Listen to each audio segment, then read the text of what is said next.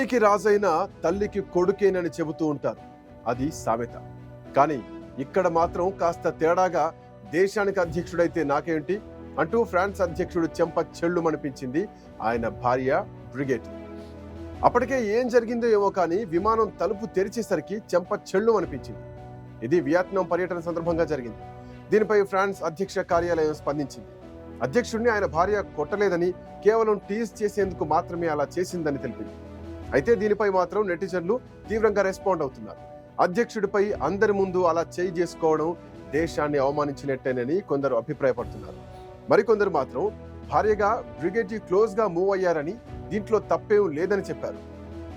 సరే, అక్కడ ఏదో జరిగింది, కానీ జరిగిన ఘటన మాత్రం సోషల్ మీడియాలో తీవ్ర చర్చగా మారింది. సాధారణంగా భార్యాభర్తల మధ్య చిన్నపాటి గొడవలు ఎక్కడైనా జరుగుతూ ఉంటాయి. సాధారణంగా ఈ పురుషాధిక్య సమాజంలో పురుషులే మహిళల్ని చెంప చెళ్ళు అనిపించడం కనిపిస్తూ ఉంటుంది. గ్రామీణ ప్రాంతాల్లో, పట్టణాల్లో ఇవి ఎక్కువగా ఉంటాయి. అయితే రాజకీయ ప్రముఖులు, ముఖ్యమంత్రులు, ప్రధానులు లేదా దేశాధ్యక్షుల విషయంలో ఇలాంటివి కాస్త ఊహాతీతంగా ఉంటాయి. మొత్తానికి మెక్రాన్ కు సంబంధించినటువంటి ఈ వీడియో దేశవ్యాప్తంగానే కాకుండా ఇంటర్నేషనల్ వైడ్ గా వైరల్ అయింది. గతంలో ఇలాగే ఓ జంట ఏకంగా విమానంలోనే గొడవ పడింది. కరోనా రెచ్చిపోతున్న టైంలో అందరిలా మాస్క్ పెట్టుకోకుండా అరాచకం సృష్టిస్తున్న భర్తను ఓ భార్య అందరి ముందే చెంప చెళ్ళు అనిపించింది.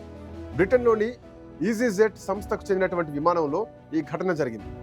ఇప్పుడైతే తమకు అడ్డుగా వచ్చే మగాళ్లను అమాంతం పైకి పంపించే ఘటనలు కోకోలలుగా జరిగాయి. అక్రమ సంబంధాలు, మనస్పర్ధలు, తాగి గొడవ చేసే భర్తలను గతంలోలా భార్యలు సహించడం మానేశారు. అవసరమైతే భర్తల్ని చితగ్గొట్టి నోరు మూయించే భార్యలు సర్వసాధారణంగా మారిపోయారు. అయితే ఇలాంటివి ఏ దేశంలో ఎక్కువగా జరుగుతున్నాయి? మన దేశంలోని భార్యలు ఏ స్థానంలో ఉన్నారన్న విషయంపై ఐరాస నుంచి నివేదిక రిలీజ్ అయింది. ఐక్యరాజ్య సమితి అధ్యయనకర్తలు జరిపిన అధ్యయనాల్లో తేలిందేమిటంటే, గతంలో గృహహింస విషయానికి వస్తే చాలా మంది మహిళలు మాత్రమే బాధితులు అని నమ్మేవారు. పురుషులు హింసకు పాల్పడుతున్నారంటే నిజమేనని నమ్మేవారు. అయితే ఐరాస నివేదిక ఆ ఆలోచనను తారుమారు చేసింది. చాలా దేశాల్లో మహిళలు కూడా గృహహింస ఆరోపణలు ఎదుర్కొంటున్నారు. పురుషులు, ముఖ్యంగా భర్తలు భార్య బాధితులుగా మారుతున్నారు. ఆశ్చర్యకరమైనటువంటి విషయం ఏంటంటే, భార్యలు తమ భర్తల్ని కొట్టే కేసులు వేగంగా పెరుగుతున్నాయి. ఆ జాబితాలో భారతదేశం 3వ స్థానంలో ఉందంట. గణాంకాల ప్రకారం ఈ విషయంలో ఈజిప్ట్ ఫస్ట్ ప్లేస్ లో ఉంది. అక్కడ భర్తలు భార్య చేతిలో గృహహింస ఎదుర్కొంటున్నారు. ఈజిప్ట్ ఫ్యామిలీ కోర్టు ప్రకారం గృహహింస బాధితులైనటువంటి భర్తల్లో 66% మంది విడాకులకు దరఖాస్తు చేసుకుంటున్నారు.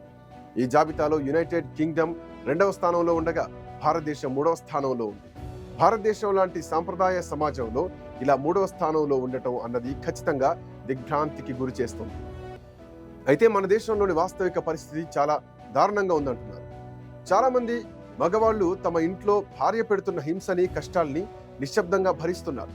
గృహహింస అంటే భర్త తన భార్యపై చెయ్యెత్తడం అని సాధారణంగా ఎవరైనా అనుకుంటారు. అయితే ఈ నివేదిక ప్రకారం హింసకు సంబంధించి లింగభేదం లేదని, అది ఎవరైనా ఎవరిపైనైనా చేయొచ్చని తెలుస్తోంది.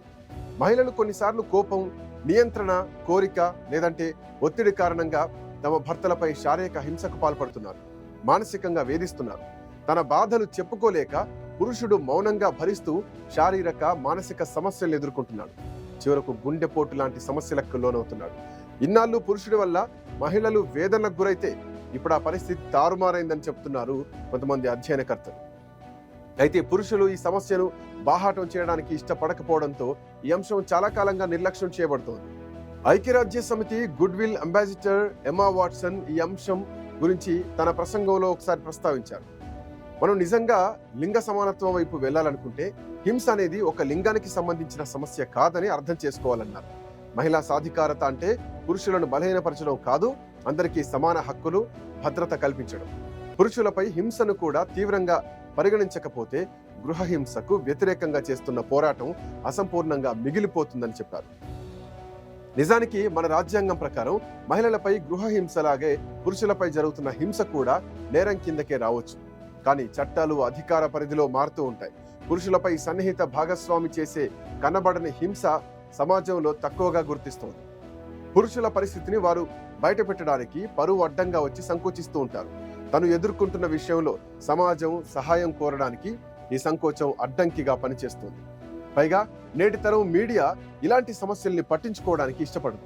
పురుషుడు మహిళలపై అధికారం చెలాయించాడన్నే తప్పుపడుతుంది తప్ప మహిళల చేతిలో నరకం అనుభవించే వాళ్ళను మాత్రం పట్టించుకోవడం ఉండదు.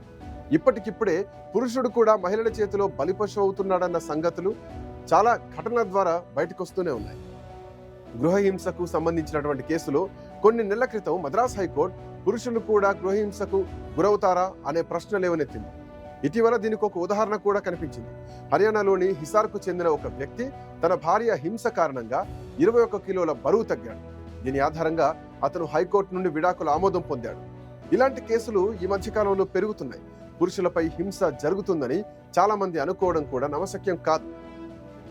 ఇక కారణం పురుషులు ఎప్పుడూ బలంగా శక్తివంతంగా భావిస్తారు, కానీ కుటుంబ వివాదాల్ని పరిష్కరించే విషయంలో క్రమంగా బలహీనుడవుతున్నాడని కౌన్సిలింగ్ కేంద్రాల గణాంకాలు చెబుతున్నాయి.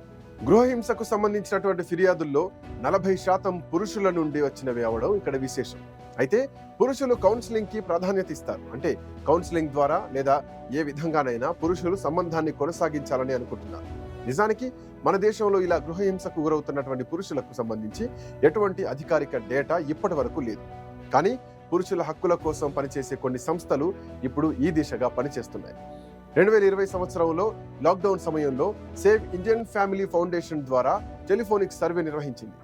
ఈ సమయంలో ఇండోర్ పురుషుల హక్కుల సంస్థ national commission for men coordination committee ఢిల్లీకి కూడా పురుషుల హెల్ప్ లైన్ లో అనేక ఫిర్యాదులు వచ్చాయి. లాక్డౌన్ రోజుల్లో భార్యలు తమ భర్తల్ని హింసించే కేసుల్లో 36% పెరుగుదల ఉన్నట్లు కనుగొన్నారు. ఎందుకంటే చాలా మంది పురుషులు ఇంట్లో కూర్చోవడం లేదా కార్యాలయాలు మూసివేయడం వల్ల ఇంటి నుండి పని చేయడం వస్తూ ఉండేవారు. అటువంటి పరిస్థితుల్లో వారు తమ భార్యల వైఖరి కారణంగా డిప్రెషన్ కు లోనైనట్టు తేలింది.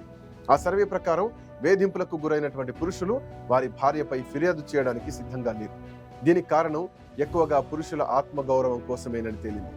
ఎవరైనా ధైర్యం చేసి పోలీసులకు భార్య మీద ఫిర్యాదు చేసినా తరచుగా బెదిరింపులకు గురయ్యేది పురుషుడేనని తేలింది. ఏదేమైనా ఇప్పుడు గృహహింసపై దృక్పథాన్ని మార్చుకోవాల్సినటువంటి సమయం ఆసనమైంది. ఐరాస విడుదల చేసినటువంటి ఈ నివేదిక మారుతున్న సమాజం తీరును తెలియజేస్తుందన్న ఒక అద్దం లాంటిది.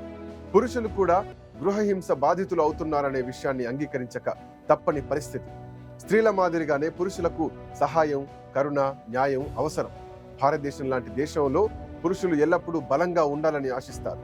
అయితే ఇప్పుడు పురుషుల బాధను వినడం, అర్థం చేసుకోవడం చాలా ముఖ్యంగా మారింది. కనుక ఇప్పుడు సమాజంలో స్త్రీ పురుష భేదాలు అనే 2 అంశాలను ఒకే త్రాసుపై తూకం వేయవలసినటువంటి సమయం వచ్చిందని నిపుణులు అంటున్నారు.